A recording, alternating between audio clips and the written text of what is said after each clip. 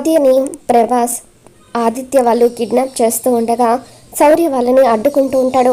ఇక అడ్డొచ్చిన శౌర్యను బలంగా తల మీద కొడతారు.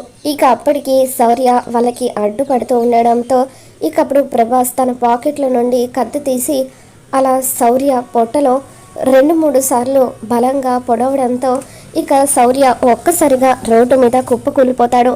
అలా శౌర్యను పొడిచేసి ఆదిత్య తన మనుషులు బలవంతంగా ఆద్యను ఎత్తుకొని అక్కడి నుండి వెళ్ళిపోతారు.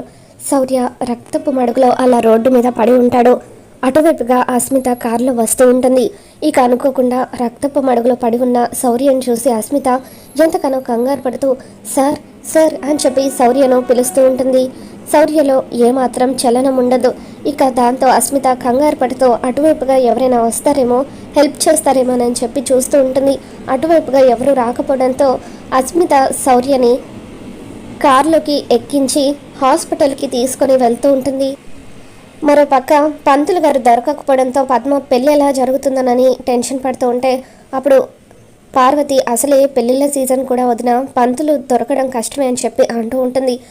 అయితే వెళ్ళి ఏదో ఒకటి చేసి ఆ పంతులు గారిని తీసుకొద్దాం పద అని చెప్పి కార్ డిక్కీ దగ్గరికి వెళ్ళేసరికి ఇక డిక్కీ ఓపెన్ చేసేసరికి పంతులు గారు ఫుల్గా తాగేసి అలా డిక్కీలో పడుకొని ఉంటారు.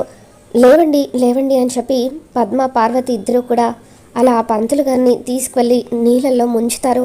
తర్వాత ఆయన చేత మజ్జిగ కూడా తాగించాలని చూస్తారు.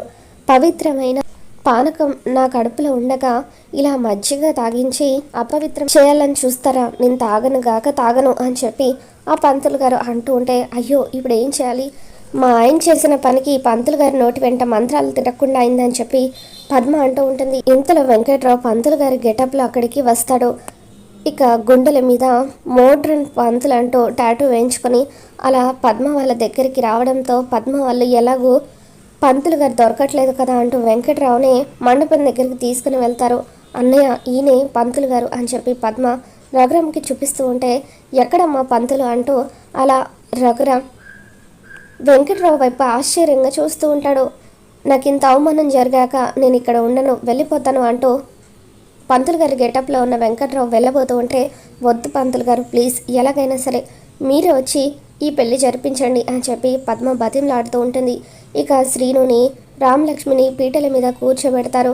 అలా వెంకట్రావు పంతులు గారి గెటప్లో పెళ్లి చెడగొట్టడానికి ప్లాన్ చేస్తూ ఉంటాడు. మరి రాబోతున్న ఎపిసోడ్ ఏం జరగబోతుందో మళ్ళీ మన ఛానల్లో తెలుసుకుందాం. ఇక్కడికి వీడియో నచ్చినట్లయితే తప్పకుండా లైక్ చేయండి.